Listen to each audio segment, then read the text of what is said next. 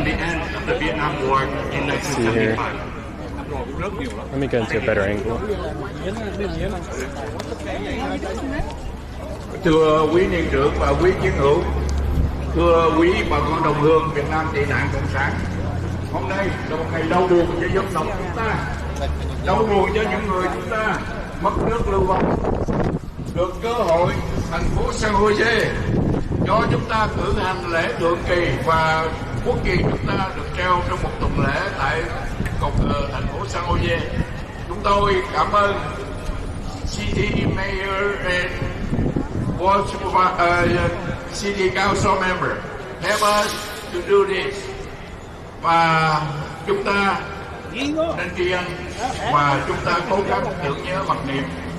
Một cái điều thứ hai xin nhắc quý vị, một điều chúng tôi đã làm cố gắng nhưng mà không được, đó là giữ cái black banner, black ribbon following with the Vietnamese heritage flags. But city manager did not approve. Last night she decided and people called me, and that way I'm sorry for this. I prepare everything, but cannot perform. So please understand, not my fault. As this is the first time that we're working with Chư Thọ and Hội Cựu Quân nhân Việt Nam Cộng Hòa, the group of Vietnam veterans, right, our elders, our community elders, to put on this flag ceremony for this afternoon, and now Chư Thọ will be leading us coordinating the flag ceremony and the national anthems of the United States of America and the Republic of Vietnam. Thank you.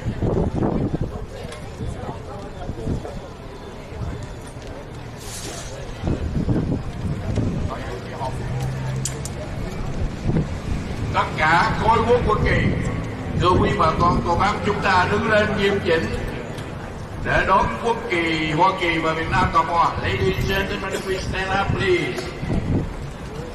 Salute to United States of America flags and Vietnamese heritage freedom flags.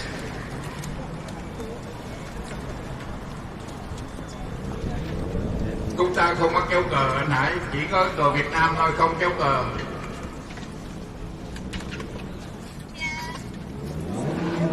Ok rồi, xin mời tất cả quý chiến hữu mặc quân phục đứng lên một hàng đây để chào kính quốc kỳ. Tất cả chiến hữu mặc quân phục lên đứng đây một hàng để chào kính quốc kỳ.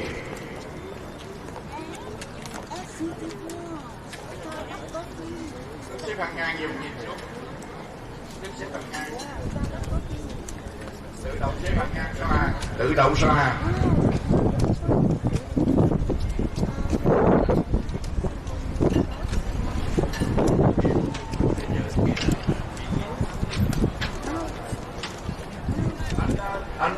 Anh Tuấn đứng sau để cho quốc kỳ họ di chuyển. Đặt sau 3 bước.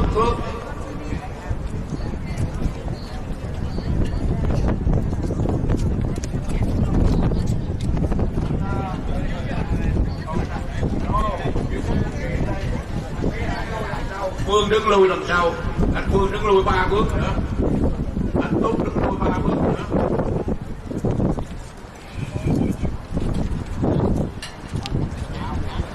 Ok, bây giờ khối của quân dân tất cả, ok tất cả kêu nhìn trái xóa hàng.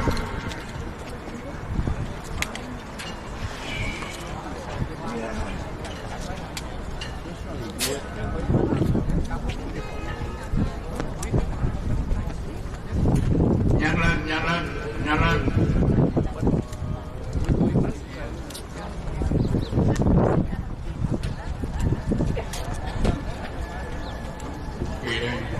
Ok, xong chưa thưa quý vị? Tay xuống, hậu diện đi. Người quân nhân kêu, cả qua cánh kêu, lễ rước quốc kỳ Hoa Kỳ và Việt Nam Cộng Hòa.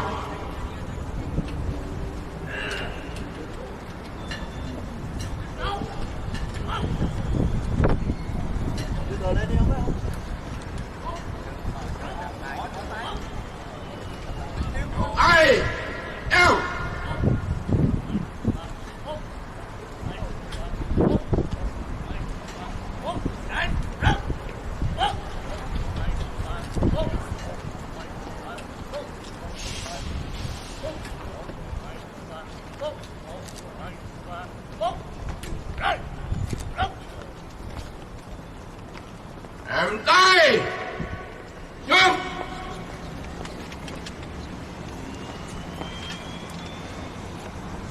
Lễ chào quốc kỳ Hoa Kỳ. Súng chào phát. Quốc ca Hoa Kỳ.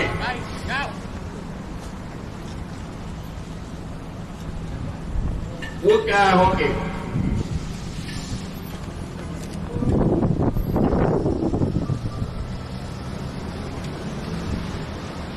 Oh, can you see by the dawn's early light what so proudly we hailed at the twilight's last gleaming, whose broad stripes and bright stars through the perilous fight o'er the ramparts we watched were so gallantly streaming, and the rockets red glare, the bombs bursting in air, gave proof through the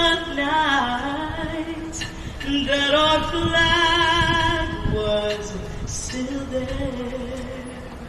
Oh, say does that star-spangled banner yet wave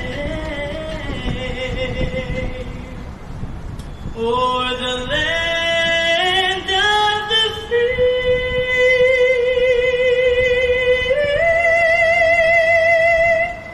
and the home of the brave.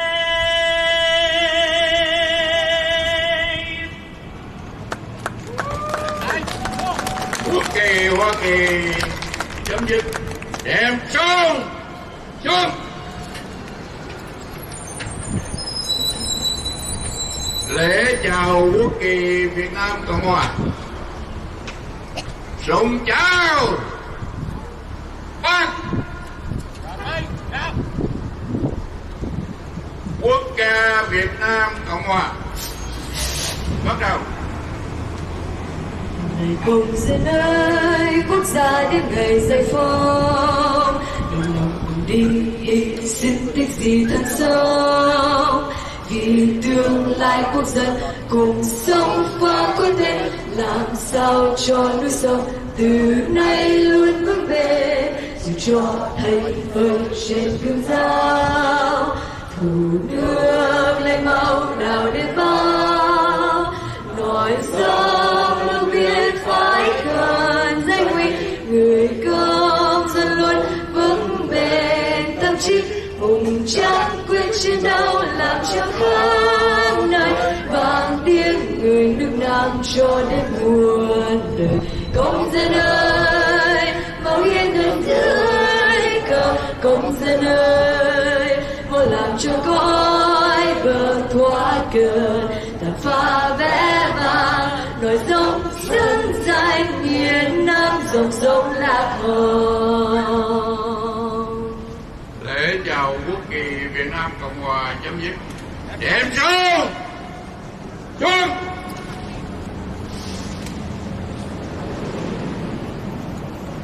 Sau đây là phút mặc niệm.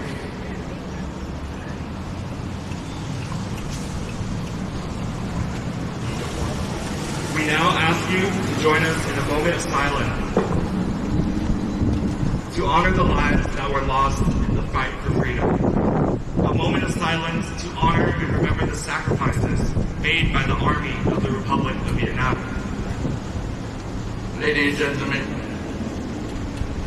một phút mặc niệm để tưởng nhớ tất cả đồng bào quân dân kháng chính Việt Nam Cộng Hòa bị quốc quân không thân, vì tổ quốc Việt Nam không cộng sản. Tưởng nhớ đồng bào tị nạn cộng sản chết trên đường vượt biển vượt biên tìm tự do. Và sau đây là phút mặc niệm. Phút mặc niệm bắt đầu. Chào bắt nhạc mặc niệm. Súng đầu chân.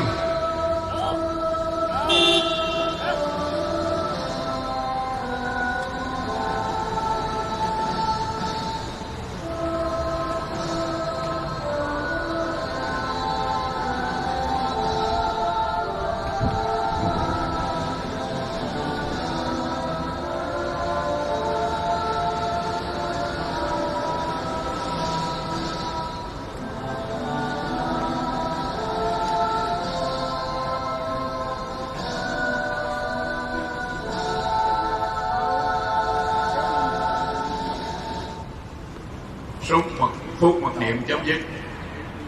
Em súng. This moment of silence is also to honor and remember the sacrifices made by the men and women of the United States Armed Forces.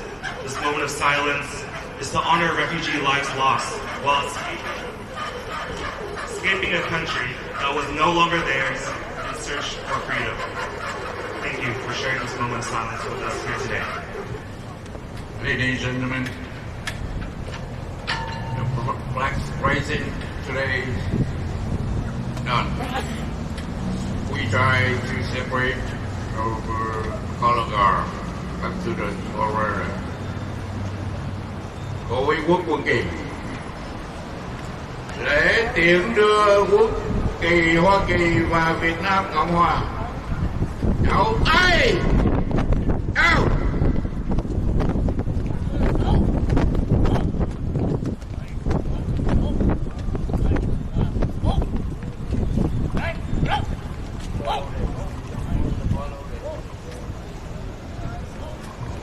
Please follow the flag procession to return to the rotunda where we will begin our program inside.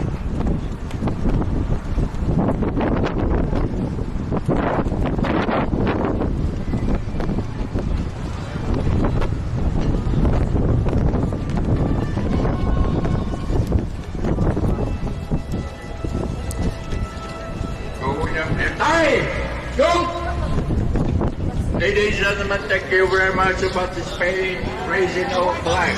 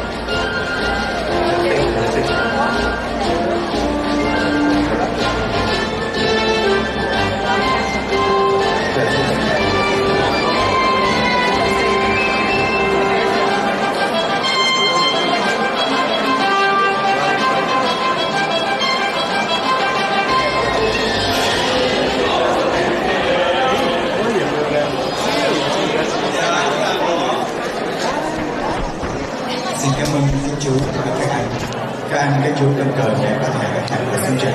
Xin cảm ơn.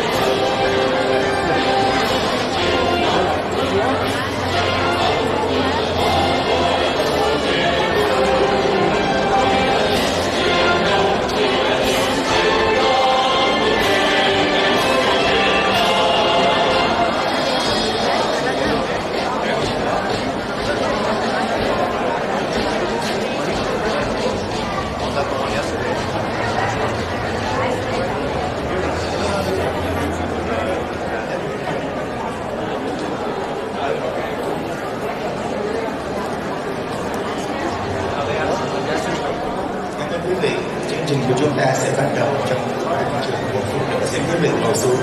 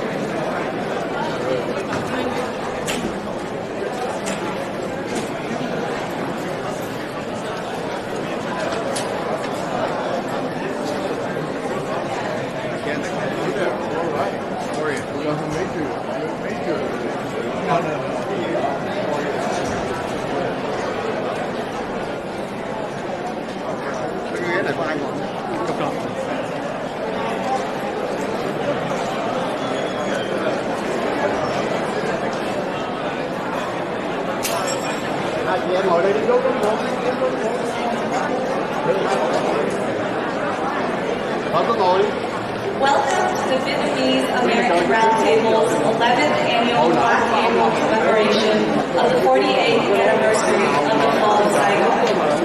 Today, April 30th, marks the end of the Vietnam War in 1975. Thank you all for making the time to be here with us today in community to reflect upon the tragic events of the war that have catalyzed the mass exodus of refugees from the Republic of Vietnam and Southeast Asia worldwide. My name is Candice Phan, and I am the Civic Engagement Programs Associate of Vietnamese American Roundtable. And today I'm pleased to be alongside Nguyen Phan, our Community Organizing and Outreach Program Coordinator. Today, Win and I are honored to be your MCs of this event. Xin chào mừng quý vị đến với lễ tưởng niệm tháng tư đen do Vietnamese American Roundtable, gọi tắt là VOR, tổ chức. Ngày hôm nay, ngày 30 tháng 4, đánh dấu 48 năm từ cái ngày mà thủ đô Sài Gòn thất thủ, thưa quý vị, chấm dứt cuộc chiến tranh Việt Nam năm 1975. Như lời Candice đã nói, thưa quý vị, Candice là một nhân viên của VOR và Nguyên cũng vậy. Ngày hôm nay, Nguyên và Candice rất là vinh dự và hân hạnh để được làm MC của chương trình ngày hôm nay. Candice nào, Candice có nói cho. Cảm ơn quý vị rất nhiều.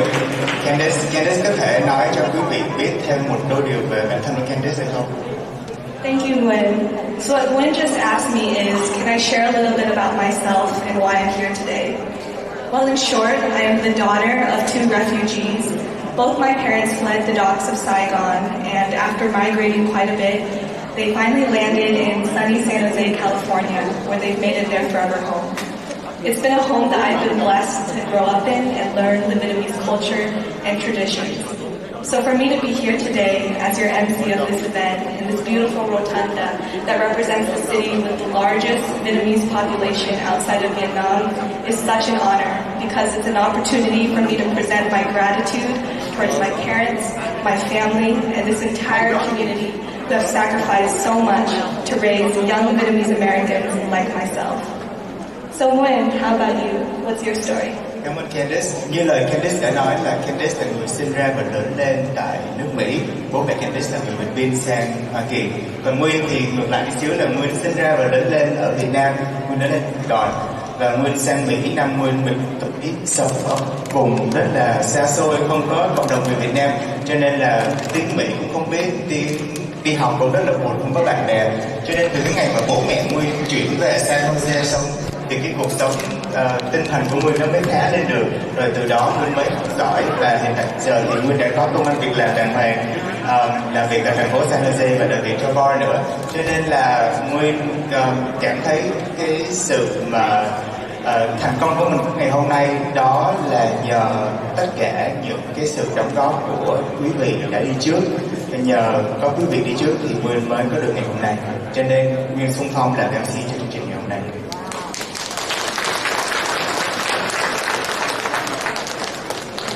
So Nguyen grew up in Saigon, Vietnam, and at age 17 he moved to the U.S. Nguyen is very grateful for the Vietnamese American community here because it was they who had helped him navigate his new life and obtain employment with the city of San Jose and the Vietnamese American Roundtable. It's because of this stability that he's been able to give back to the community, such as helping the homeless community in San Jose and providing scholarships to students with disabilities in Vietnam. Gratitude is at the center of why Nguyen and I are here today and why the theme of our program this year is highlighting our heroes, starlight in the night sky. Today's program will pay homage to the perilous journeys that our ancestors and families embarked upon, and how so many of them relied upon the starlit night sky to navigate their way across the Pacific Ocean for better opportunities. The Vietnamese American Roundtable recognizes that as we are a part of the younger Vietnamese American generation, we hold a certain responsibility to organize this event every year in order to honor all those who came before us. We look up towards the stars. We look up towards the stars and highlight our local heroes and everyday families who shine their light upon all of our lives and the next generation. Thưa quý vị, chủ đề của chương trình chúng tôi ngày hôm nay mang tên Ánh sáng trong đêm tối. Chúng con là những người Mỹ gốc Việt trẻ tuổi, là các con cháu của các cựu chiến binh và những người Việt tị nạn. Chúng con không có trải qua những cái giai đoạn khó khăn mà quý vị đã trải. Chúng con sống trong một cuộc sống ấm no hơn, đầy đủ hơn. Chúng con không có phải lên thuyền vượt biển, phải bỏ lại quê hương đằng sau để mà tìm cuộc sống mới. Chúng con có được cuộc sống ngày hôm nay đó là nhờ quý vị đã đi trước, đã xây dựng. Cho nên đó là trách nhiệm của chúng con đứng ra tổ chức sự kiện này. Cảm ơn rất nhiều.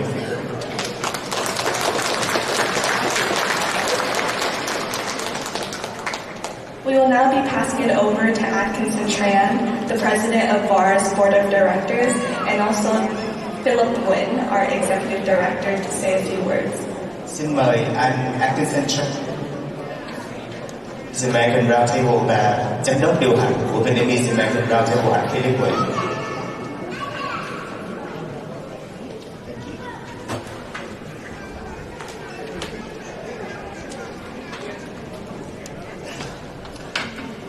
Anh xin thay mặt tổ chức Vietnamese American Roundtable cảm ơn quý vị, cộng đồng và tất cả tham dự để thực hiện phong tháng tư hôm nay tại San Jose City Hall. Nếu có gì sơ sót, anh xin lỗi trước. On behalf of the Vietnamese American Roundtable, I would like to thank you all for joining us today to commemorate the 48th fall of Saigon.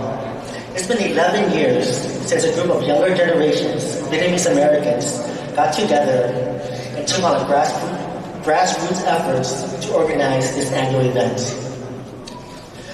Quite a few of those individuals are in this room today and continue to serve on the board of the Vietnamese American Roundtable. Needless to say, it's been a long and hard journey, and our success would not be possible without all of you, our community, our volunteers, and our elected officials whom have supported bars throughout these years. I look forward to the next generation to continue this annual event so that we can not only remember and reflect on our past, but also build on our community's future. Lastly, I would like to thank our younger generation, especially our volunteers, our staff, and our Executive Director, Philip Nguyen, for continuing to lead this commemoration. Thank you.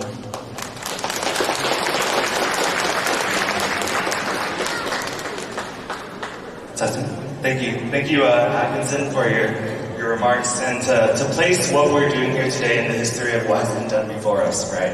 Which is one of the central themes for our 48th annual Black April commemoration. Again, I welcome you all here to San Jose City Hall's Rotunda. All our community members, our distinguished guests, our elected officials, and in the back, all of our volunteers from local Vietnamese student associations from high school and colleges.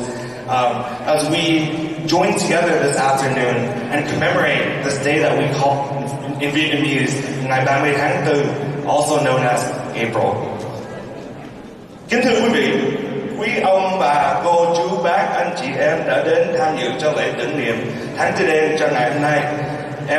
Con tên là Philip Nguyen. My name is Philip Nguyen, and I'm the Executive Director, as Atkinson has mentioned, or giám đốc điều hành for the Vietnamese American Roundtable. While today is a difficult day for so many of us, for both the elders and the younger generation in our community, this living and breathing thing that we call the cộng đồng in Vietnamese, today we pay homage to those who came before us. Những người tị nạn cộng sản đã đi trước, and the generation after, thế hệ sau này, who will continue to learn about the legacies and histories that are left to us to care as our own. Today, as we remember the past, I urge you all in this room today at the Rotunda to persevere for the future. 48 years after the fall of Saigon, when we lost our country, our livelihoods, and our lives, cái ngày mất nước, cái ngày quốc hận, I encourage you to keep open your hearts and your minds for the program this afternoon, the speakers, the performances, the poets, the MCs and their stories that our team has put together for you today to think about your own stories as we highlight our heroes, who we affectionately refer to as những ngôi sao. The starlight in the night sky that have lit the way for hundreds of thousands of refugees and hundreds at sea in search of freedom and a brighter future for us all. Hope you enjoy the program.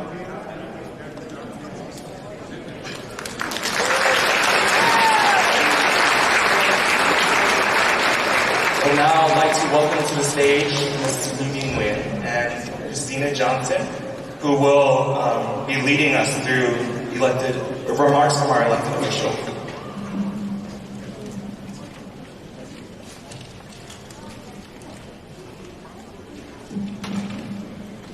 afternoon, and thank you for being here. We would like to thank our dedicated public officials, elected officials who are here to support our 40th commemoration of Black April. We will have elected officials come up, and they will be making 1-minute remarks. And we will be starting with the city council members and the mayor of San Jose. So first, we will hear from San Jose Mayor Matt Bayham.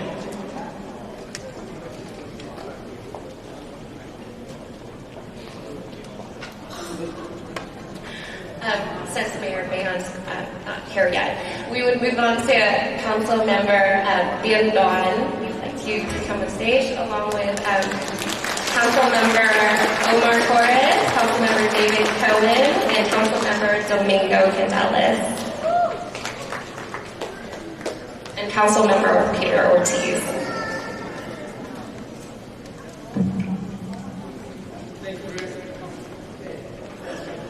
Thank you very much for everyone to attend this Black April.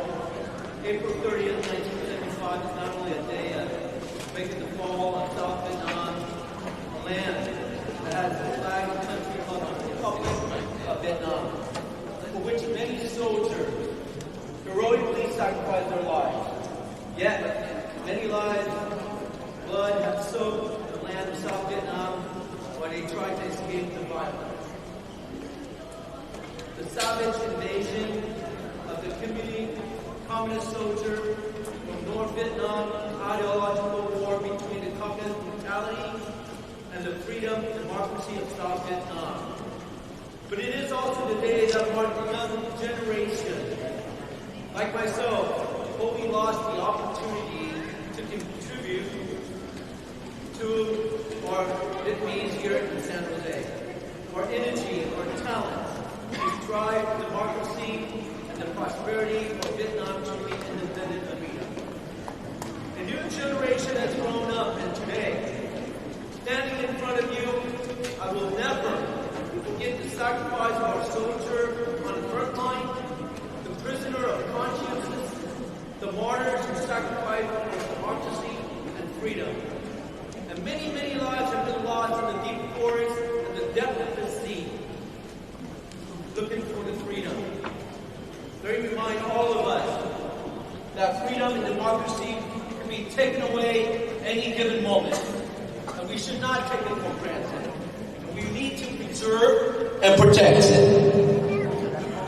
To all noble scholars, and my compatriots who have been executed and tortured by the communist regime in Vietnam by saying, Mother Vietnam, we are still here. We will never forget your sacrifice, your contribution of silent refugees to the Vietnamese community in San Jose that always and will always resist the communist Vietnamese community in San Jose and the community surrounding us will embrace the freedom and the democracy that will not support the expansion of the communists under any circumstances.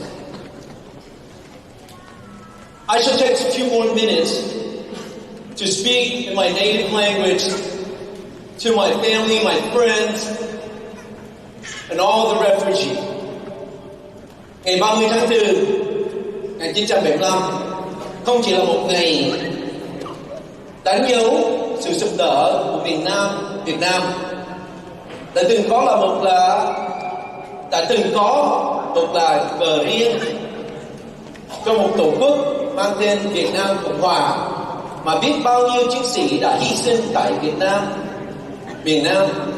Đó là ngày mà những người thế hệ trẻ như tôi mất đi cơ hội đóng góp sức lực cho dân chủ, độc lập và tự do thật sự. Một thế hệ mới đã trưởng thành, và ngày hôm nay tôi không bao giờ quên sự hy sinh của những chiến sĩ Việt Nam Cộng Hòa. Hôm nay, lần đầu tiên tôi vinh dự đại diện cộng đồng Việt Nam ở San Jose ngày 30 tháng 4, 2023. Chúng ta là một cộng đồng yêu chuộng tự do, dân chủ và không tiếp tay bằng chứng cho chủ tuyết kỳ thuyết chủ nghĩa cộng sản dưới mọi hình thức. Nên chúng ta vì cộng đồng, cho cộng đồng. Nếu mà mình không thương yêu nhau thì không có ai sẽ thương yêu nhau hết. Cảm ơn quý vị rất là nhiều. Thank you, City Council Member Viet Con. Mayor Matt, would you like to come up?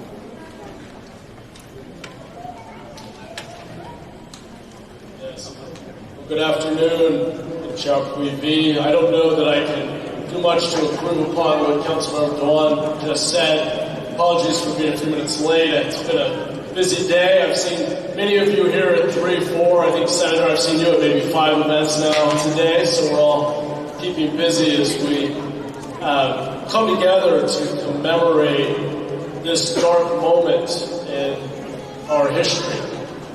The story of the fall of Saigon, the incredible loss and suffering that the Vietnamese community endured, is a reminder to all of us as to how fragile our democracy is and the sacrifices that we must be willing to make if we're going to protect our freedoms, protect our democratic self-determination.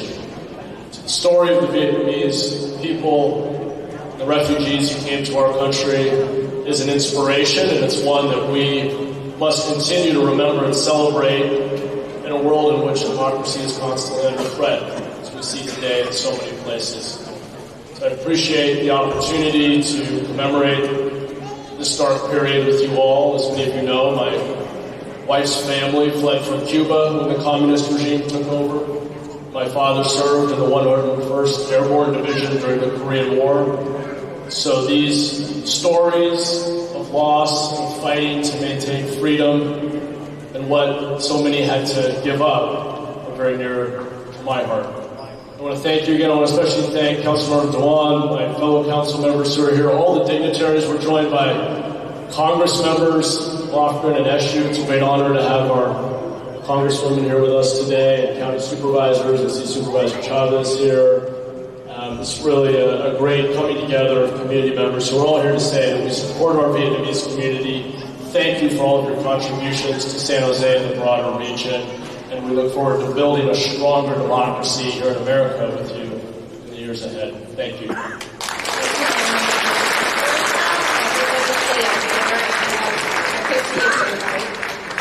Elected officials up to speak. We'll do a photo.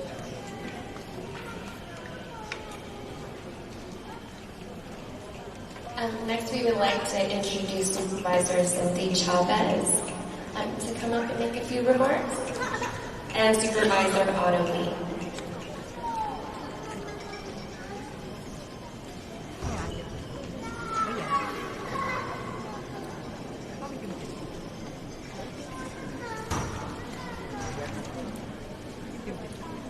Kính chào quý vị. Đó là Otto Lee, supervisors for Santa Clara District 3, and along with me here is Cindy Chavez, supervisor of District 2. It's truly an honor for us to be here today to commemorate, not celebrate, but commemorate this very special and sad day. And for that, our county of Santa Clara has declared not April 30th, but the entire month of April to be the Black April Remembrance Month for Santa Clara County. As well, and I just wanted to say a very special thank you to the Vietnamese American Roundtable for understanding how important these kind of commemorations are and that they're intergenerational, respectful, and solemn. Thank you for letting us join you today. Thank you. I just one thing I'm going to ask for those who are in uniform, would you please stand up? I want to give everybody, come on, those who are wearing your uniform for Vietnamese service in the war, come on, please stand, men and women, all of you, please stand up so that we can recognize all of you for your amazing sacrifice that you've done for all of us. I want to give you a round for this month.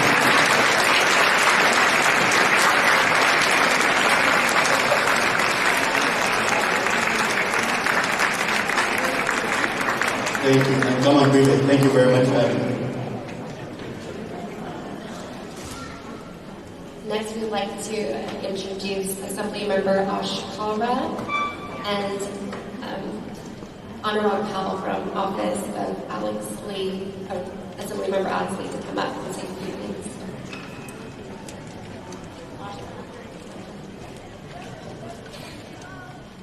Tuan Nguyen from Assemblymember Ashkara's office.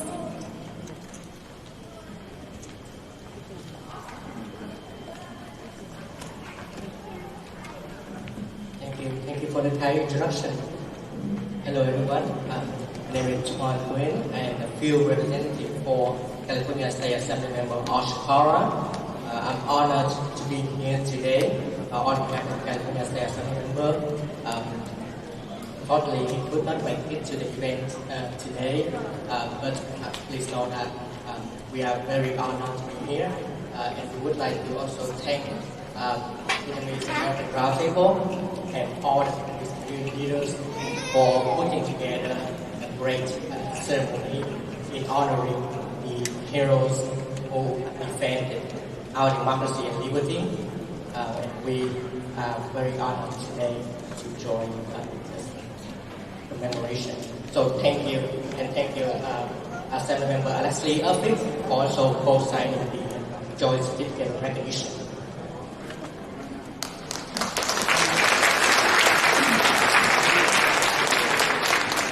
Next, we would like to introduce from the California State Senate, Senator David Cortez. Good job, Queenie. Happy to be here with my wife Patty and with so many elected officials here. To the young people, the VAR, thank you so much for doing this. Continue to do this over the years. Philip, to you and the overall organization, great job. I would like to say to the younger generation a couple of things. One, those of us who have lived in this country for decades have always referred to World War II veterans as our greatest generation. Greatest generation of veterans from the Republic of South Vietnam, and the greatest generation of citizens of the Republic of South Vietnam are those who you are honoring and we are honoring today. That will always be the case. That will be the case decades from now, and even millenniums from now. And they're the greatest generation of the Republic of South Vietnam because on behalf of the rest of the free world, they stood in the face of losing hundreds of thousands of lives, stood and drew a line and said, we're not going to allow communism to expand. We're not going to let communism expand. Did they fail? No, they did not fail. Because we achieved a just peace and a treaty. The only reason we had the fall of Saigon is because the communist government violated that treaty and violated international law. And that's the tragedy. So today, we remember those veterans did their job. And those citizens did their job, and we honor them here today. We have a beautiful resolution on behalf of the California State Senate there on the table because the California State Senate and the California State Assembly every year adopts a resolution honoring this day. We'll continue to do that in the future. Thank you so much.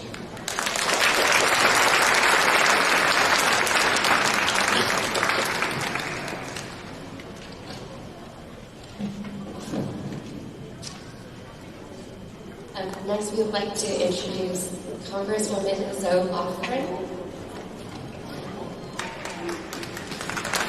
And from the office of Congressman Rokana Hip Nguyen and Congresswoman Anna Eshu.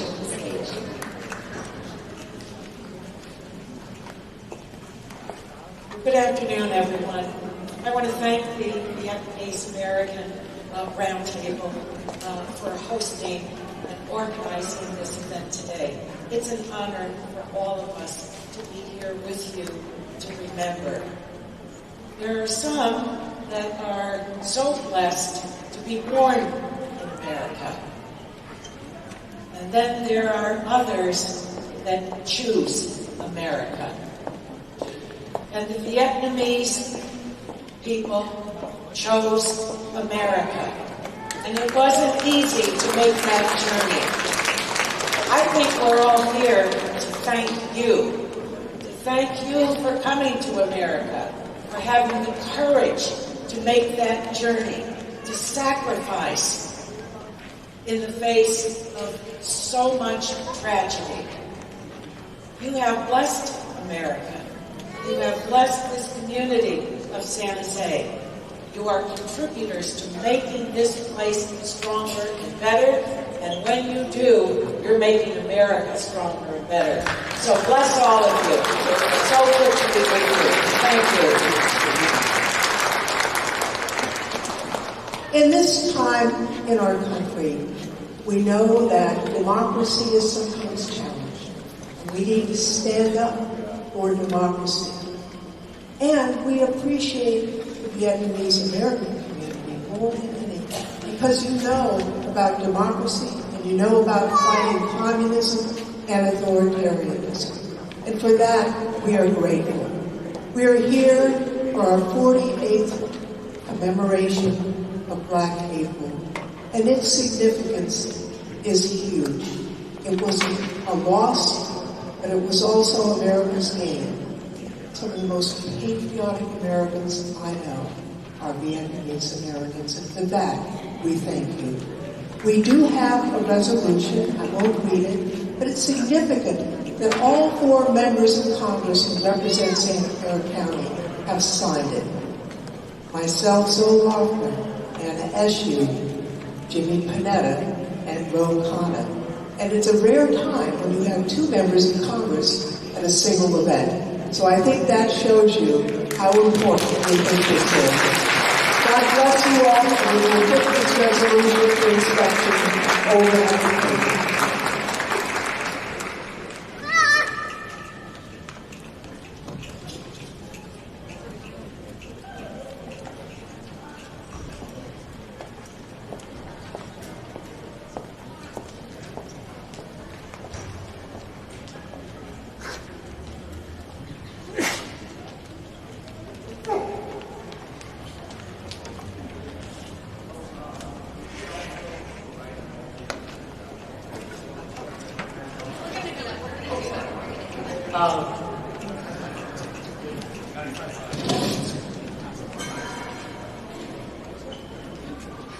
So at this moment, we would like to recognize and acknowledge all the other elected officials who are joining us today. From the Santa Clara County Board of Education, we have Tara Krishnan, Maimona Afsal Berta, Reina Lori, and from Eastside Union High School District, we have Hadi Cortezi. And from Franklin McKinley, we have Milan Valentin. And from Berryessa Union, we have Hanson Chair. We invite you all to come up for a quick photo with the group, please.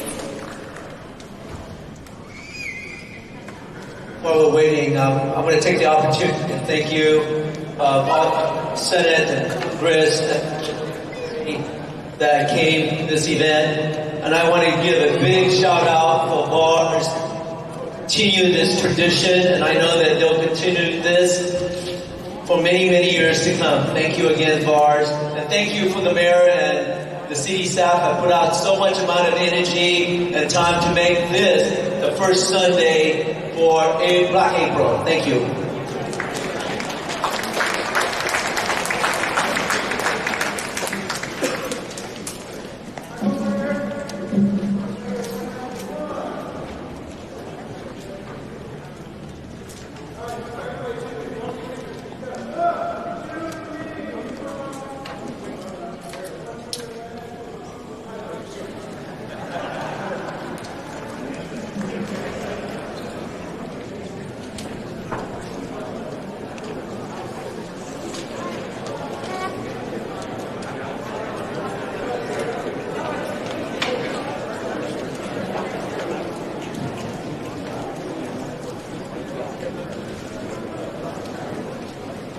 And before we kick off our program again, I would like to thank you all of our veterans who are here today. Thank you so much. Without you, we wouldn't be here for you fighting for our freedom. Thank you.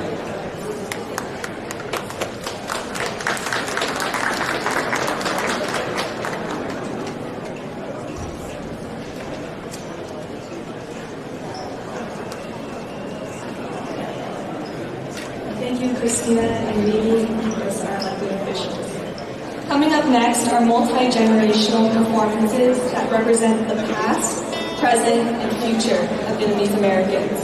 But before we introduce our first performance, we would like to take the time to recognize the exhibits you see around the rotunda. Thank you to our community partners, San Jose State Vietnamese Student Association, the Vietnamese Voluntary Foundation, Asian Americans for Community Involvement, the Vietnamese American Service Center, the Vietnamese American Bar Association of Northern California, the International Children Assistance Network, and Văn Thơ Lạc Việt for putting together these exhibits for our community to see today. Following the program, there will be a reception with food provided and a chance for you to view these interactive and educational exhibits. Trước khi chúng ta thưởng thức những tiết mục văn nghệ đậm chất văn hóa Việt, quý vị, Nguyên và Candice mong quý vị ghé qua tại những cái tổ chức Vietnamese American Roundtable hôm nay đây là trung tâm đá the video tổ chức IEM và văn phòng những người tên là tổ chức tên là Văn Thơ Lạc Việt. Xin quý vị ở lại sau khi chương trình đã kết thúc để mà chúng ta có thể cùng ăn tối với nhau. Our first performance is by Văn Thơ Lạc Việt, a literary network whose goal is to preserve Vietnamese culture through writing, poetry, and art. Today, members of Văn Thơ Lạc Việt will be singing the song When Bỏ Lại, or Leaving Homeland, as we remember the treachery which so many Vietnamese people went through in leaving their homeland. Please welcome Văn Thơ Lạc Việt, as well as David Quinn and his dad, Phúc Quinn, who will be playing the music. Thưa quý vị, tiết mục đầu tiên là do nhóm Văn Thơ Lạc Việt này đã được mang tên Quê Hương Bỏ Lại.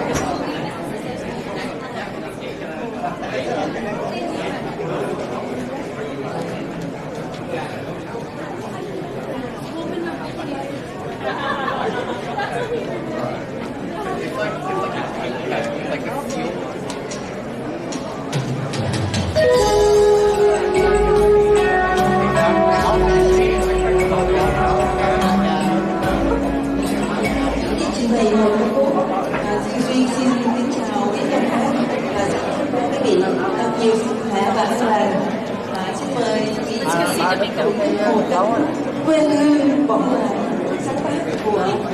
sáng tác của cô bởi nhóm anh chị em Văn Thơ Lạc Việt, Tiên Duyên, chương trình.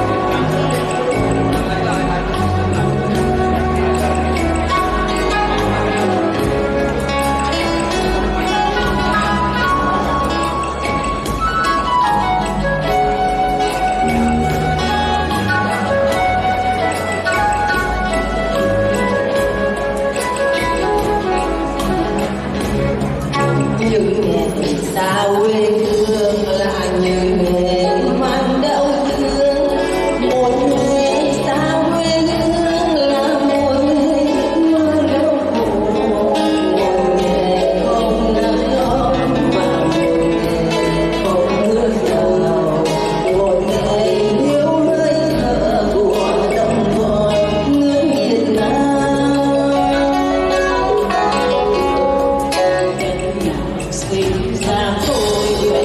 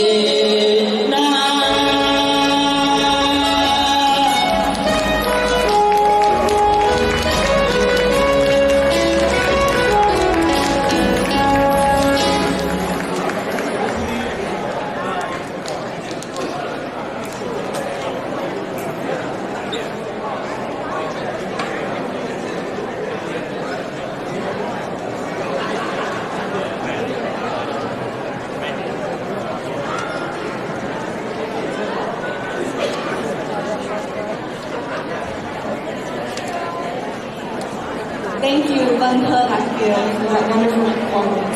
It's so wonderful to see our elders bond over music. Our next performance is a poetry reading by Tiffany Nguyen, a student at UC Davis. She was one of VAR's lead mentees last year, where she actively participated in the program's cultural educational workshops. Her father, unfortunately, passed away last year, so the poem she will read today, called Halfway into Exile by Huang Lin, is a tribute to her father and is one of the many ways she is embarking on her Vietnamese American identity journey. Kính thưa quý vị, như quý vị cũng đã biết là VAR, tổ chức Vietnamese American Roundtable chúng tôi có những cái chương trình dành riêng cho các em học sinh, sinh viên để mà các em có thể rèn luyện kỹ năng vào mỗi mùa hè, thưa quý vị. Thì những cái chương trình đó diễn ra vào mỗi năm vào mùa hè và giúp cho các em hiểu thêm về văn hóa Việt, rèn luyện kỹ năng lãnh đạo, rèn luyện kỹ năng quản lý tài chính. Tiffany Nguyễn, người trình bày tiếp theo đây là một trong những học sinh seed của Vietnamese American Roundtable. Em có cái niềm đam mê làm thơ, viết thơ và ngâm thơ từ lâu rồi, nhưng mà không có đủ cái khả năng, không có đủ cái can đảm để mà trình diễn trước mặt mọi người. Sau khi mà tham gia chương trình seed của Vietnamese American Roundtable, Tiffany đã có cái động lực hơn để mà trình bày trước mặt quý vị ngày hôm nay. Xin mời quý vị dành một tràng pháo tay cho Tiffany Nguyễn.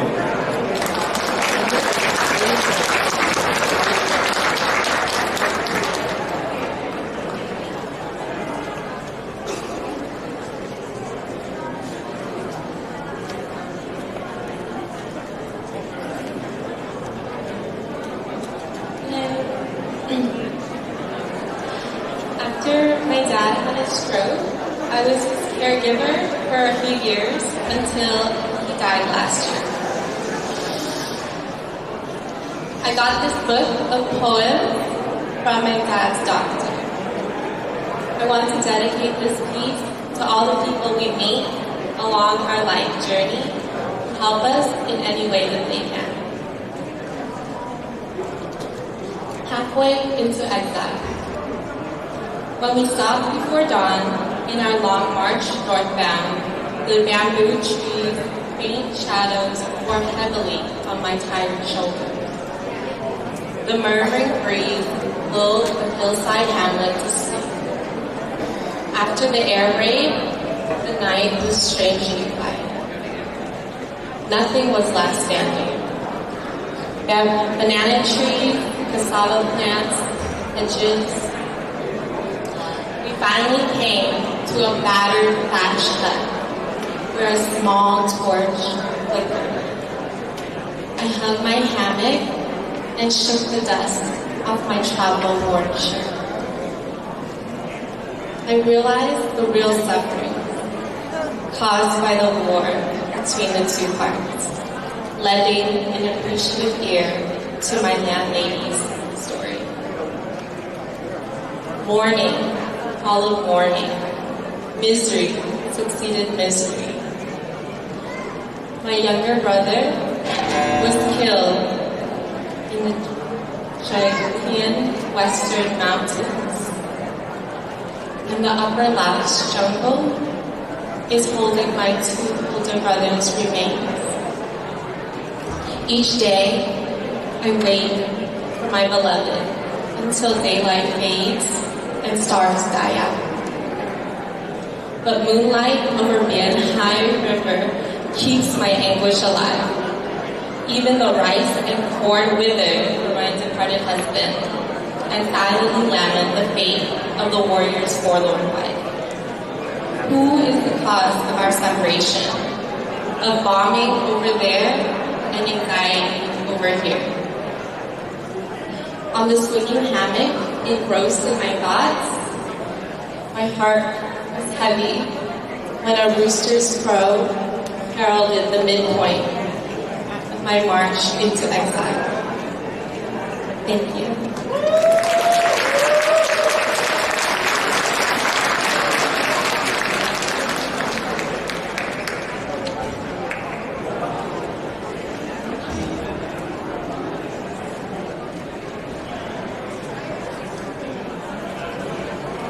Hello everyone. There will be time after the program to view these exhibits. So if everyone could please stay seated so that we can watch the performances. Thank you so much. Our next... Cảm ơn quý vị rất là nhiều để mà chương trình có thể diễn ra và một cách tốt đẹp và những người biểu diễn có thể có cái thời gian dành cho họ biểu diễn. Thưa quý vị, thì mong là quý vị có thể ngồi xuống để mà lắng nghe những cái tiết mục tiếp theo và sau cái chương trình ngày hôm nay chúng tôi còn có bữa ăn nữa, xin quý vị tiếp tục ở lại. We also want to thank Tiffany, who just performed. It was a wonderful poem that she read, and we know that her father would be very proud of her today. And as you can see, family is everything in the Vietnamese culture. Even with loss, the Vietnamese people have survived because of familial love. Our next performance is by a son and his parents singing the song Sing Đời Lòng Good, or Asking Life for a Smile. Please welcome David Boyd and his parents, Phúc Boyd and Hiền Lan of the South Vietnam War Veterans Family Ai Tử, Bình Biên region.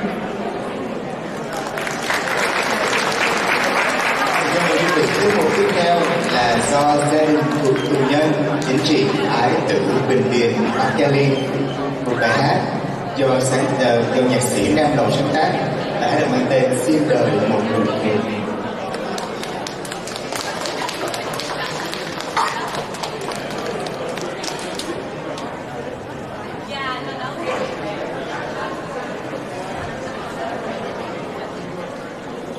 Là hiền lên phục vụ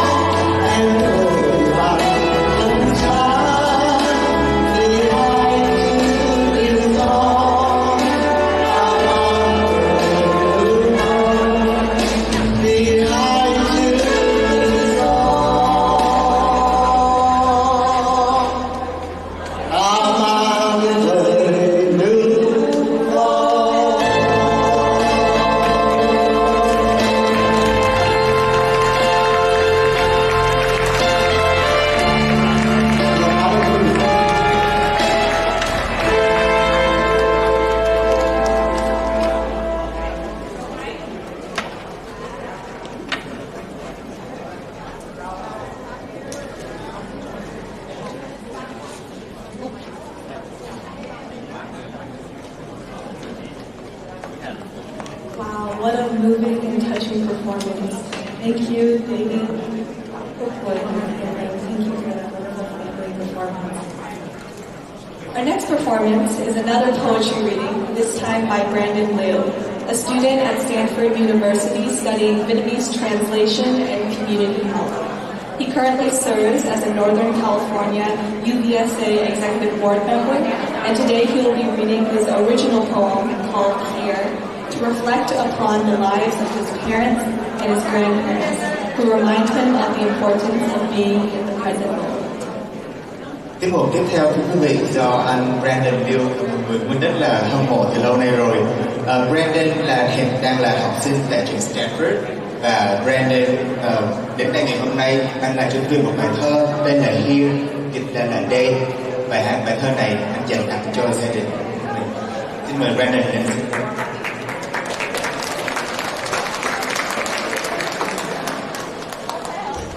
Hi everyone, I want to thank VAR and the great volunteers of this event for having me here, but without further ado, here's my poem Here, or Day. This is from my wife. Day, my wife said, as she placed a blue bowl of apple cut into shapes of small half hearts, marinated with tinges of previously cut garlic, and notes of I remember climbing onto the shoulders of her bony back as she carried the weights of being a man of 4 and of a monolingual child who knew nothing of boats and war. Đây, my wife said, là trẻ trôi nước, as she tried to lead her wisdom with hard, calloused hands into a doughy child who cared for Pokemon more than he cared for her. Đây, my wife said, xài cuốn sách này để cho con học tiếng Việt nha.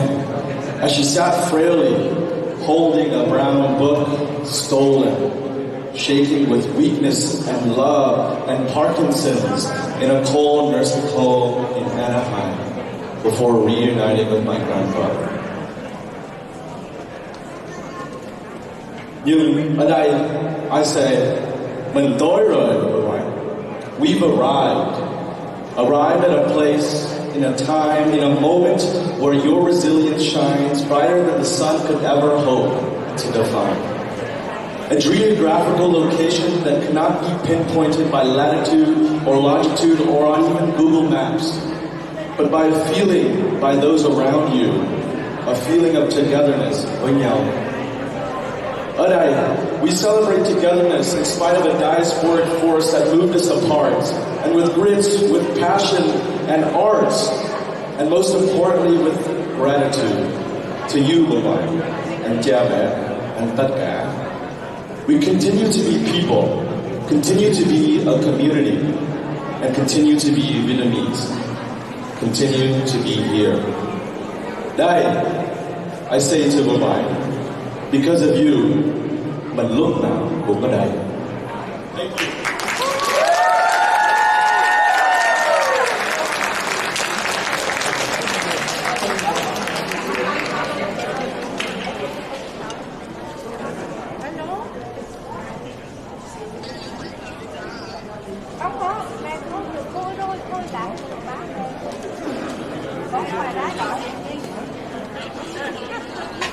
The Vietnamese American Roundtable is grateful to have young people like Brandon. Thank you, Brandon, for sharing the original poem. It's very moving. The Vietnamese American Roundtable is grateful to have young people like Brandon, like Tiffany, like David, and for our program today. It is the young generation that will build upon the lasting legacies which our elders left for us to learn from. Our next performance is a young group, which is Cal VSA's. They are part of UC Berkeley's Vietnamese Association, and today they will be dancing the Lotus Dance to show the radiance and the resilience of the lotus flower which rises from the Lord.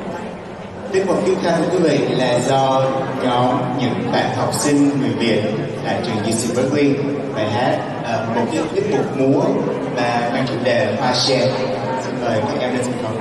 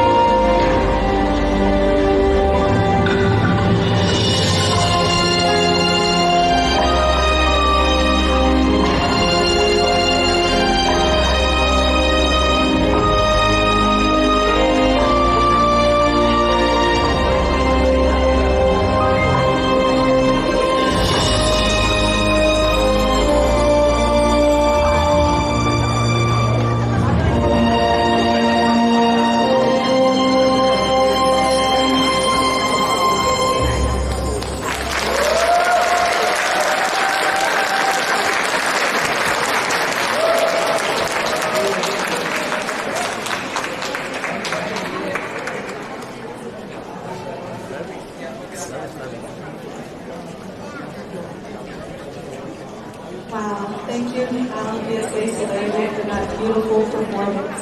Although today is a very sad day, we can obviously see that the youth are here, that the young Vietnamese American generation is here, and that we can move past our trauma, and that we're all here together in the community today. Thank you so much, Calvius Ex-American, for that beautiful performance. Our next performance is another young group, Viet Steps, the first and only Vietnamese American dance group in the Bay Area.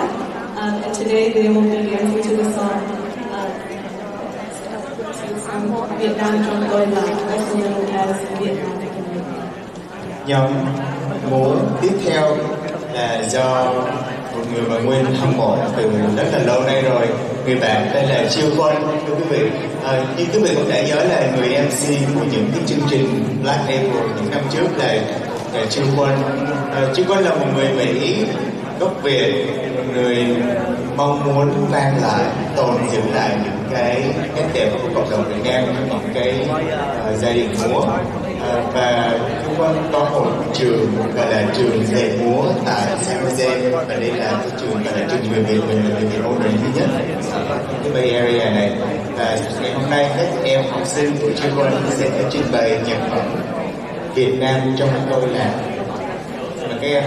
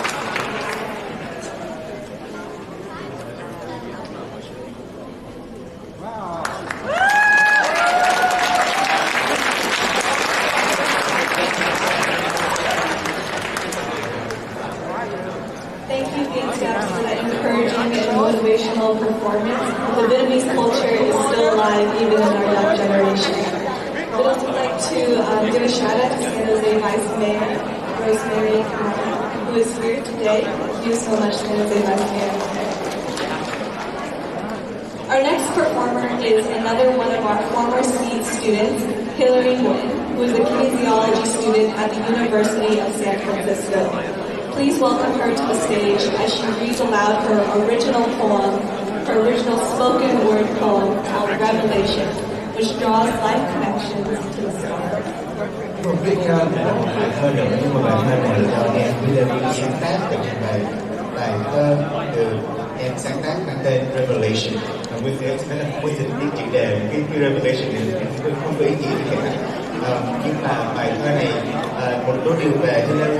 Hillary cũng là một người đã từng trải qua các chương trình SEED của Vietnamese American Round Table thực hiện. Chương trình này là chương trình mà chúng tôi thực hiện vào mỗi mùa hè mỗi năm, và chắc chắn là sẽ có mùa hè năm nay nữa, thưa quý vị. Chương trình này giúp cho các em và các bạn có thể rèn luyện được kỹ năng lãnh đạo, kỹ năng trình bày và kỹ năng tài chính của mình nữa. Xin mời Hillary lên sân khấu với tiết mục của em.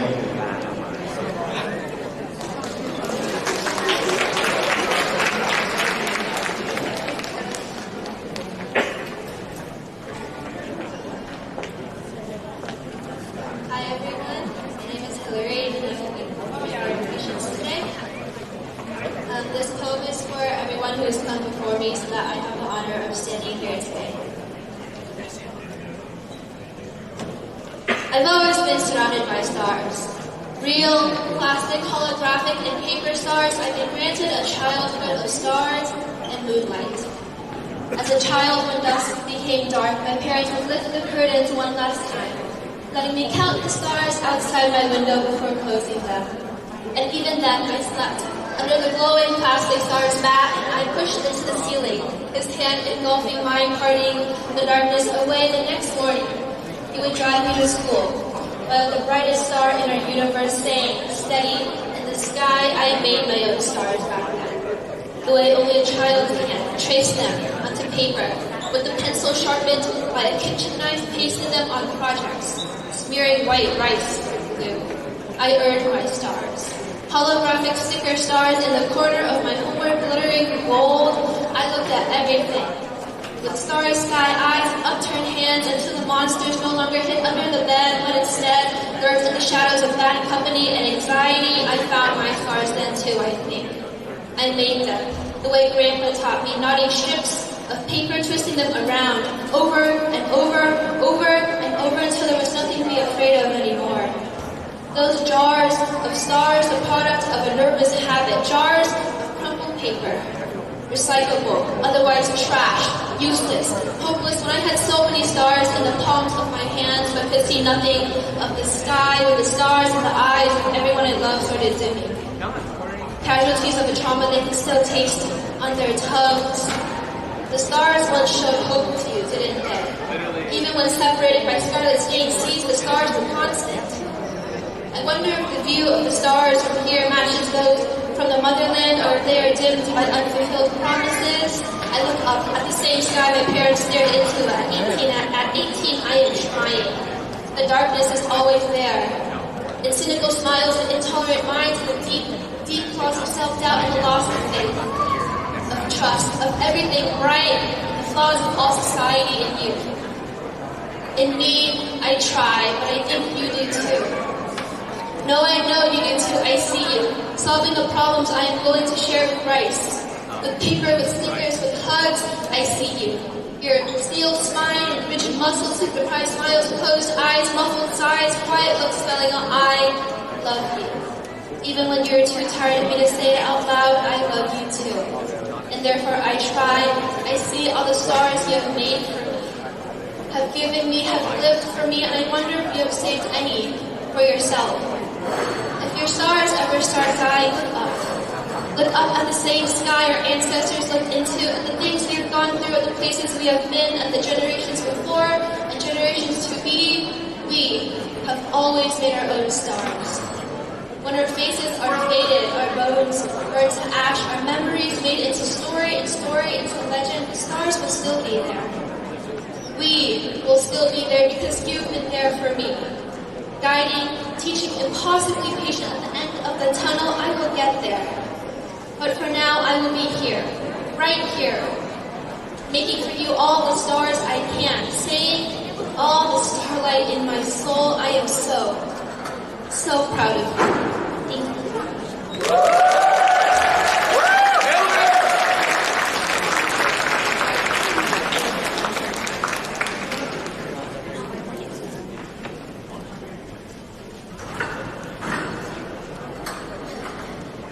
Thank you, Hillary, for that inspiring performance. We're so lucky to have Hillary come back to LAR this year after doing our Seeds program and putting together that beautiful poem for all of us to enjoy today. You can find Hillary's work in publications such as The Circles, which is USF's lyricist anthology. We'd also like to give a quick shout out to Assemblymember Ash Kara, who just arrived. Thank you, Assemblymember, for being here with us today. Coming back on stage is Viet Steps to dance to nàng thơ xứ Huế, or Lady from Huế. Một nàng thơ xứ Huế là một tiếp theo của chúng ta do nhóm Viet Steps trình bày.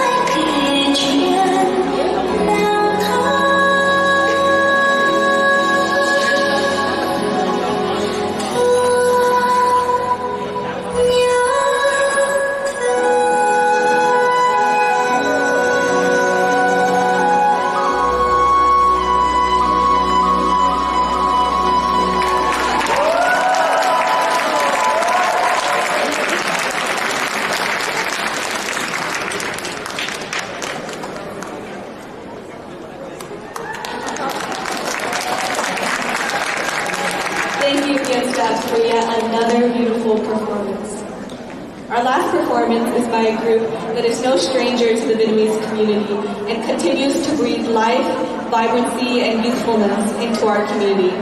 Please welcome Jenny Dan Anh, Crystal Mai, Leanne Wood, and Lainey Wood of Khương Ca Tiếng Việt as they sing Saigon Đẹp Lắm, or Beautiful Saigon, and Nhớ Đến Saigon, or Visiting Saigon Wharf. Quý vị có nhớ là khi mà mình đến đây ở Việt Nam thì chúng mình có cái nhóm tăng ca áo trắng. Ngày hôm nay chúng ta có nhóm tứ ca áo trắng do Jenny Dan Anh, Crystal Mai, Leanne Wood và Lainey Wood. Được nghe là sân khấu.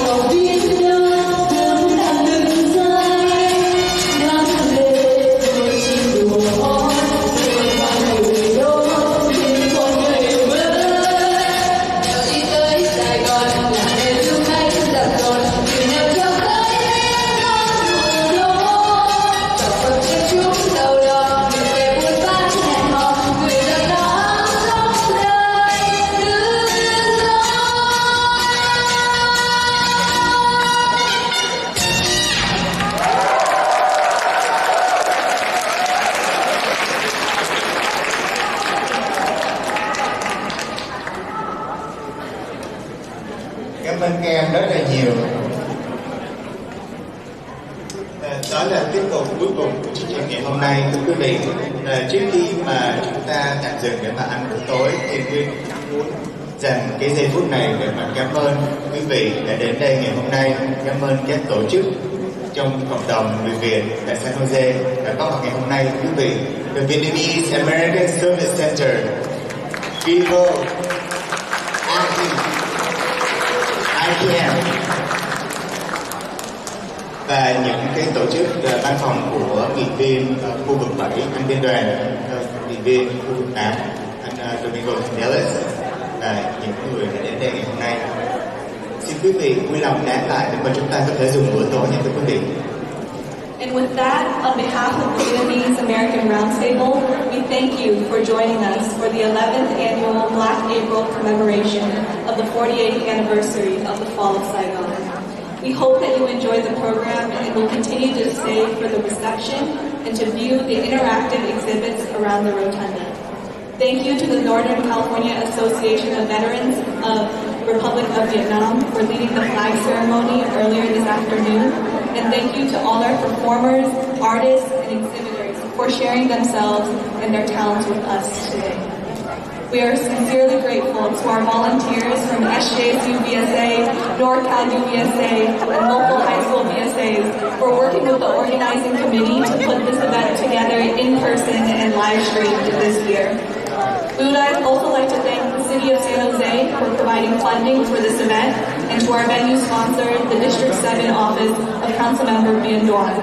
Thank you to our gold sponsor, the District 8 Office of Councilmember Domingo Candelas, and our silver sponsor, the District 2 Office of County Supervisor Cindy Chavez and also Valley Water. Thank you to our community partners, Vivo and ICANN, and our exhibitors, SJSU VSA, Vietnamese American Bar Association of Northern California, the Basque, ACI, and Bunka Latvia.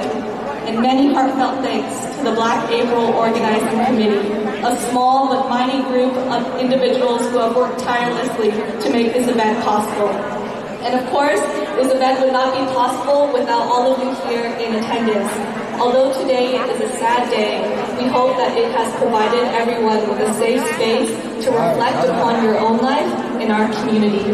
Please take some time to talk to one another, share your stories, and take pictures while visiting the educational exhibits and enjoying some food.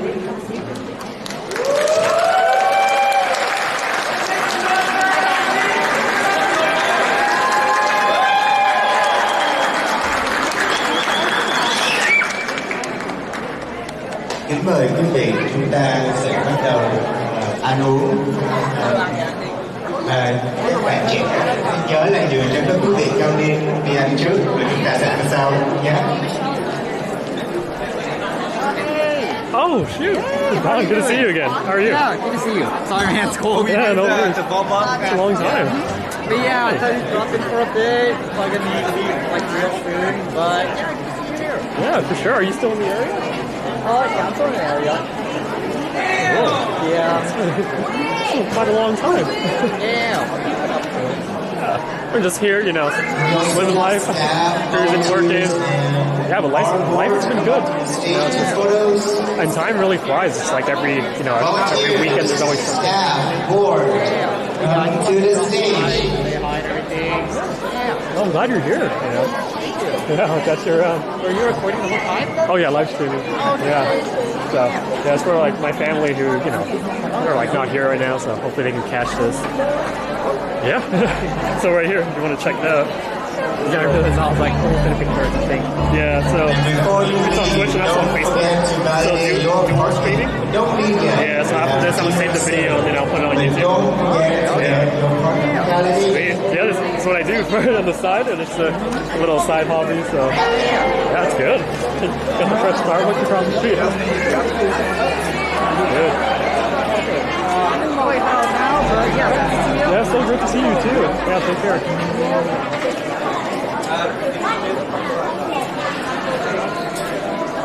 Again, staff, volunteer, or please take pictures.